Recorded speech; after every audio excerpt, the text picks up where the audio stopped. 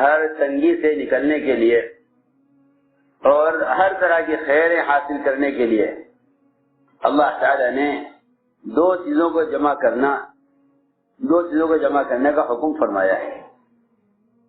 لوگ مختلف قسم کے حالات میں گھرے ہوئے ہیں، لیکن وہ اپنے ہر حال کا علاج اپنے اسباب اور اپنے حالات سے کرتے ہیں۔ سمجھتے ہیں کہ جو حالات محکوم پہ ہیں، عوام پر ہیں، ان کا تعلق حکام سے ہے۔ جو سمجھتے ہیں جو حالات جو امور حکومت سے متعلق ہیں، لوگ ان حالات میں اپنے مسائل کے حل کے لیے حکام کی طرف جاتے ہیں۔ جو بیمار ہیں وہ بیماری کے علاج کے لیے دواؤں کی طرف جاتے ہیں۔ گویا لوگوں نے یہ طے کر لیا ہے کہ جس حاجت کے پورا ہونے کا تعلق جس مادی سبب سے ہے، جب تم پر کوئی حال آئے تو تم اس سبب کی طرف جاؤ۔ جتنے بھی حالات مسلمانوں پر ہیں، ہر زمانے میں انہوں نے اپنے حالات کو اس زمانے کے اسباب سے جوڑ لیا ہے۔ اللہ کی ذات کے ساتھ تعلق صرف دعا کی حد تک ہے، حالانکہ صبر اور تقوی یہ دو ایسی دو صفتیں ہیں جن کے بغیر دعائیں بھی قبول نہیں ہوتی۔ صبر اور تقوی یہ دو ایسی بنیادی چیزیں ہیں جن کے بغیر دعائیں بھی قبول نہیں ہوتی۔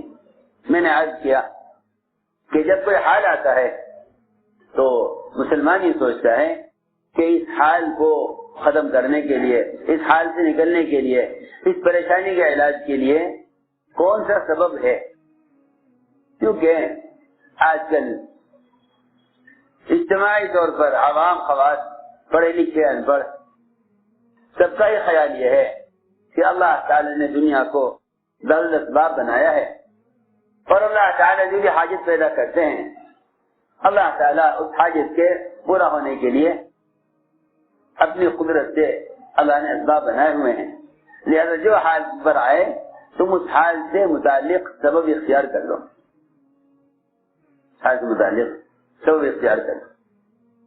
بیماری کا حال آئے تو دوا کا سبب، قحط سالی کا، تنگی کا حال آئے تو پھر حکام کے قرضے اور ان سے مدد، خوف کا حال آئے تو ہتھیاروں سے مدد، قرضوں کا حال آئے تو سودی بینکوں سے مدد۔ سمجھتے تھے جب آدمی اپنے حال کو حال سے بدلے گا تو اس کا ہر قدم حکم کے خلاف اٹھے گا، اس کا ہر قدم حکم کے خلاف اٹھے گا، اس کا ہر قدم حکم کے خلاف اٹھے گا، اس لیے کہ اسباب اصل نہیں ہیں، اسباب اصل نہیں، ان اسباب کے اندر جو احکام پھرے ہوئے ہیں وہ اصل ہیں۔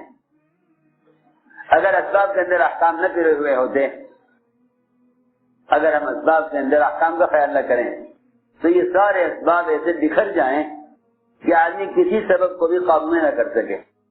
دیکھو غور سے سنو، سارے اسباب جب مجتمع ہو سکتے ہیں جب ان میں اللہ کا حکم کو اصل سمجھا جائے۔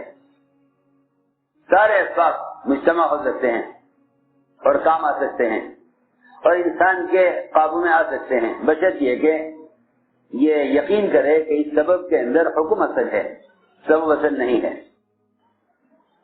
سبب اصل نہیں ہے۔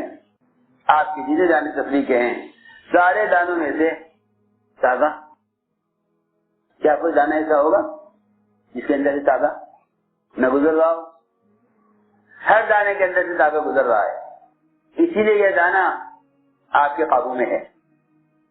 اگر آپ ان کے اندر سے تازہ نہیں گزاریں گے اور ان کو تالے میں نہیں پروئیں گے تو یہ دانے آپ کے قابو سے باہر ہیں۔ معلوم ہوا کہ جس طرح ہر دانے کے اندر سے تازہ گزر رہا ہے، اس طرح ہر سبب کے اندر اللہ کا حکم ہے۔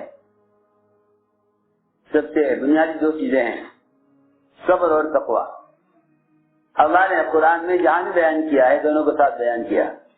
إِنَّهُ مَن يَتَّقِ وَيَصْبِرْ وَإِن تَصْبِرُوا وَتَتَّقُوا يَا أَيُّهَا الَّذِينَ آمَنُوا اصْبِرُوا وَصَابِرُوا وَرَابِطُوا وَاتَّقُوا اللَّهَ۔ قرآن میں صبر و تقوی ساتھ ملیں گے، لیکن ہماری زندگی میں صبر اور تقوی جمع نہیں ہے۔ ہماری زندگی میں صبر اور تقوی جمع نہیں۔ پہلی بات تو یہ ہے کہ ہمیں نہ صبر کی خبر ہے کہ جسے کہتے ہیں، نہ تقوی کی خبر ہے جسے کہتے ہیں۔ صبر کا مطلب تو لوگ یہ سمجھتے ہیں کہ جو بھی حال آئے اسے برداشت کر لو، نہیں، برداشت کرنا صبر نہیں، اور ایسے برداشت کرنے سے مدد بھی کبھی نہ آئے گی۔ ارے سنو بہت غور سے، ایسے برداشت کرنے سے مدد بھی کبھی نہ آئے گی۔ جو لوگ اللہ کا حکم توڑ کر حالات پر صبر کرتے رہتے ہیں ان کا صبر قبر تک اور ان کا صبر جہنم تک بھی ختم نہیں ہوتا۔ عجیب بات ہے، اللہ فرمائیں گے جہنمیوں سے اصبروا او لا تصبروا سواء علیکم، صبر کرو یا نہ کرو تمہارے لیے برابر ہے۔ کیوں؟ اس لیے کہ جہنم کا عذاب یہ تمہارے گناہوں کی سزا ہے، حالانکہ صبر کیا۔ جہنم تو بہت دور ہے، آپ دنیا میں دیکھ لیں، چوروں کی پٹائی ہوتی ہے جیلوں میں اور ان کو سزائیں دی جاتی ہیں۔ اگر سارے چور مل کر صبر کریں تو یہ صبر انہیں کامیاب نہیں کرے گا۔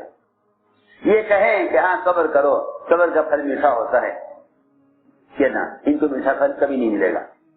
اگر سارے چور مل کر پولیس والوں کے لیے بد دعائیں کریں تو پولیس والوں پر عذاب نہیں آئے گا۔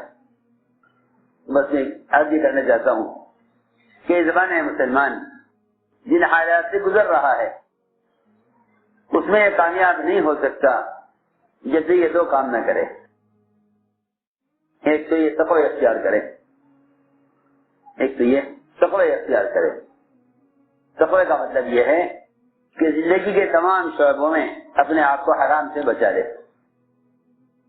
دوسری بات یہ ہے کہ صبر کا مطلب سمجھے کہ صبر کسے کہتے ہیں، کہ صبر یہ ہے کہ جس حال میں بھی ہے اس حال میں اللہ کا حکم پورا کر دے، جس حال میں بھی ہے اس حال میں اللہ کا حکم پورا کر دے۔ اور تقوی یہ ہے کہ جس حال میں بھی ہے اس حال میں گناہ سے بچتا رہے،